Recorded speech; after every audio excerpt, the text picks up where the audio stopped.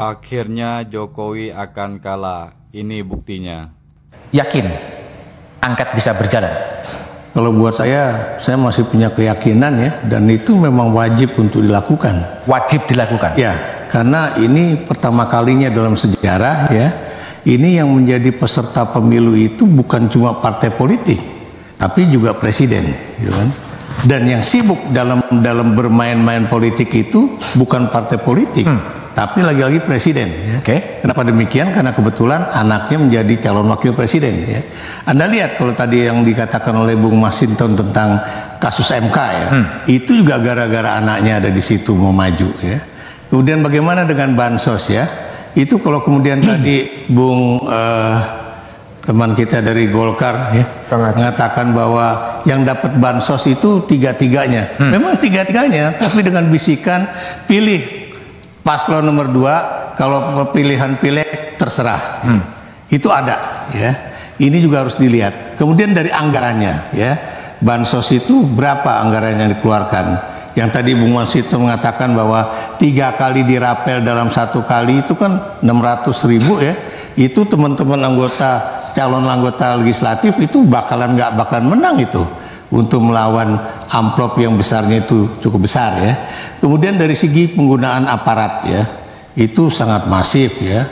Dan ini harus benar-benar harus diwaspadai. Bukan cuma buat teman-teman yang kalah ya, teman-teman yang menang ya, termasuk Partai Golkar, PAN dan sebagainya ya. Kenapa demikian?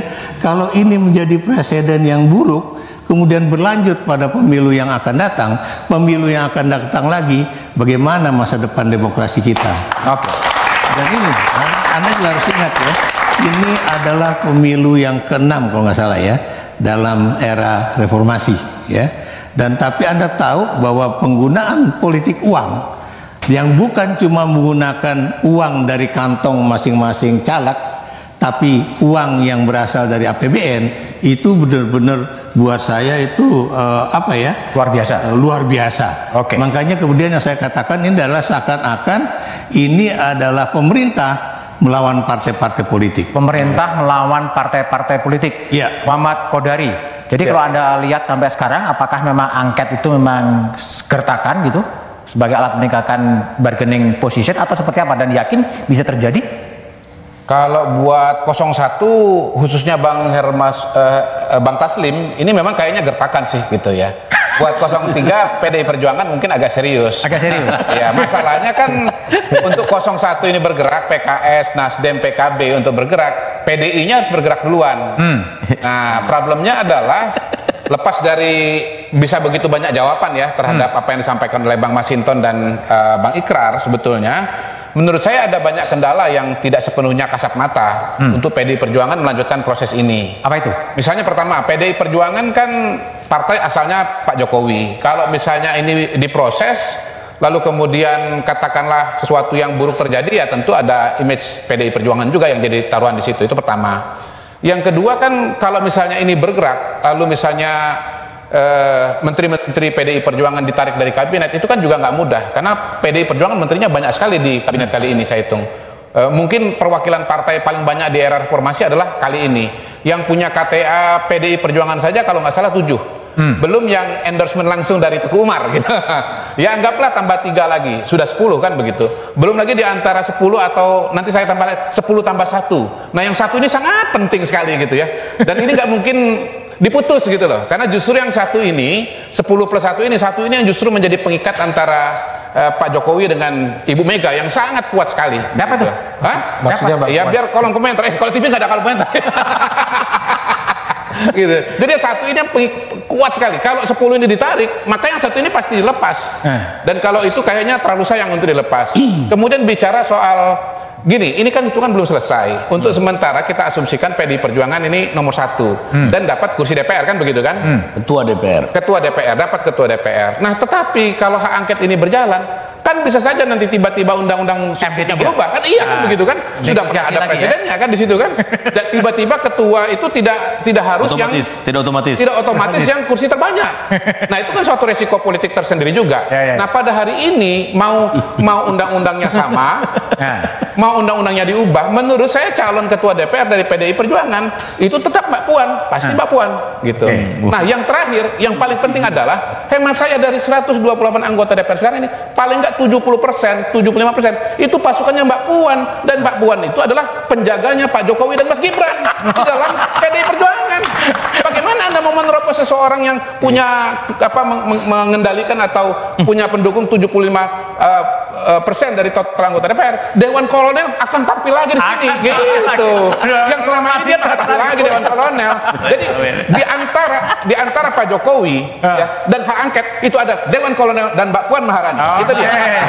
Oke. Itu yang paling sulit diterobos. Khairul Umam gimana merespon? Berbagai analisis soal meresponnya gimana? Memang kalau respon dari pemain internal, memang pemain internal. tadi disebut oleh Bang Masinton katanya bagian dari sponsor dulu. Tapi begini, Mas Budiman, saya sebetulnya menunggu-nunggu. Saya di hak angket itu saya menunggu-nunggu. dan pasti langsung gugur karena saya bukan pemerintah. Iya, terkait dengan hak angket ini, rasa-rasanya ini diajukan sebagai sebuah bentuk mosi tidak percaya terhadap jalur konstitusional sebagai proses dalam konteks sengketa pemilu di Mahkamah Konstitusi. Jadi bentuk dari tidak percaya terhadap institusi MK, maka kemudian dipilihlah jalur politik. Karena bagaimanapun juga, kalau misal kemudian merujuk ke pasal 286 tentang TSM, memang sangat kompleks dan tidak mudah. Saya berkeyakinan betul siapapun partai-partai yang mengusung capres-cawapres tidak mudah menghadirkan bukti di 50% provinsi se-Indonesia dengan kategori sebagaimana tercantum di pasal tersebut ya, TSM, terstruktur, sistematis, masif. Dan itu penjelasannya sangat detail. Dan sekalipun kemudian masing-masing memiliki infrastruktur pemenangan yang mapan dan memadai, rasa-rasanya tidak mudah untuk menghadirkan itu untuk memenangkan di sengketa pemilu. Meskipun di saat yang sama, kalau misal kita merujuk di Pilpres 2019, pasal TSM di pasal 286 itu sebenarnya itu mengatur TSM dalam konteks pileg. Artinya bahwa TSM dalam konteks Pilpres itu belum diatur dalam undang-undang kita. Sehingga ketika kemudian dulu Prabowo Sandi mengajukan sengketa itu di Mahkamah Konstitusi, putusannya adalah itu bukan kewenangan MK. Maka dikembalikan ke Bawaslu. Tampaknya teman-teman itu sudah paham kalau ini dilanjutkan di MK, satu tentu dari produk yang harus kemudian diajukan bukti-bukti validnya tidak mudah dikumpulkan, di saat yang sama rasa-rasanya akan mentok juga. Maka dipilihlah hak angket tadi. Nah, hak angket tadi kita perlu telaah lebih dalam, Mas. Tentu pertama ini berpotensi menjadi sebuah alat politik yang cukup mematikan untuk mendelegitimasi kredibilitas dari pemerintahan Pak Jokowi. Karena kalau misal kita buat skema ya, gabungan dari partai-partai di kubu 01 dan juga kubu 03 itu jumlahnya praktis ada di sekitar 314. Dan 314 itu berbanding misalnya dari partai-partai yang di koalisi 02 itu di 261. Gapnya cukup signifikan. Meskipun di saat yang sama, apakah betul itu bisa mematikan atau tidak bergantung pada soliditas. Nah, fakta politik per hari ini termasuk ya ketidakhadiran dari PKB dan PKS di forum yang mulia ini rasa-rasanya juga menjadi sebuah sinyal bagi ketidaksolidan dari kekuatan atau bagian digembosi. Itu bagian dari sebuah skema dari masing-masing kekuatan. Jadi langkah-langkah mitigasi untuk menggemboskan dan sebagainya tentu akan dilakukan. Termasuk Bang Masinton bisa aja teriak paling kuat, paling terdepan, tapi rasa-rasanya jangan-jangan dia terdepan tapi yang di belakang tiarap semua. Itu kan memungkinkan terjadi.